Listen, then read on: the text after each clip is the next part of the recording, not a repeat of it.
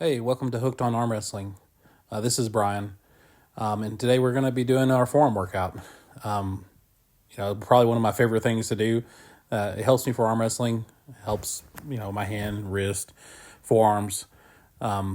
Here, what I'm doing is kind of like a hammer lift, right? I'm doing it from the bottom, right? And as I'm going, I'm cupping it in. This way is kind of like it's a pronation movement with the back side of my hand. And with this, you don't really have to go very heavy. I found that really just kind of 10 pounds, right? Just put my hand through the plate. And a lot of these workouts you see, you just put your hand through the plate and it makes it pretty easy. But this one, I just put my hand through the plate and then I supinate up and I just kind of keep that moving until I feel the burn in my forearm. This one here is another hammer lift. This way I'm doing it through the top, right? And so this one here, I mean, it really taxes the forearm. It's not that easy to do. It's actually more difficult than the other way. This one here, you can't really add like as much of a cup in there, but it definitely hits the hand and the fingers and the forearm. What I like to do here, and I do this almost every single day actually, it's pinch grip. So this one I just got 2 tins and I'm pinching them together. This one gets a lot of blood in the forearm. Gets you a really good pump. I like doing these. I do them all the time. It helps with arm wrestling as far as creating a shelf, right, with my fingers. And I like doing it.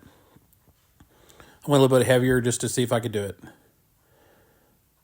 This one here is the cup, right? On the cup, when I do it, I go all the way out to the tips of my fingers, and then I roll it all the way in, all the way out, roll it in.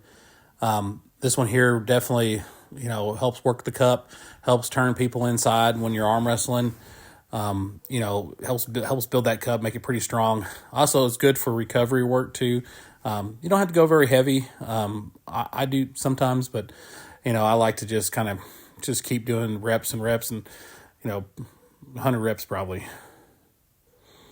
This one here is pronation. This one, like I was talking about earlier, you just grab a plate and put your hand through it.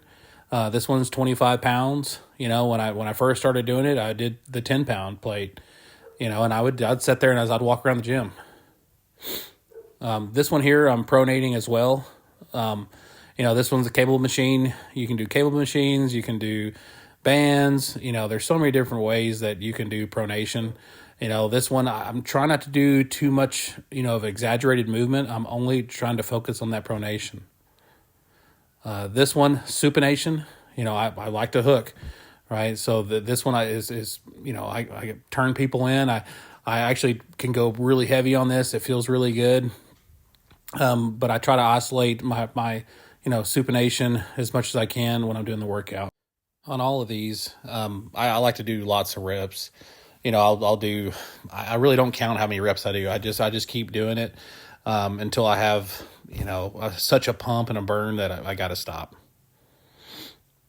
This one here is cupping again with the kettlebell.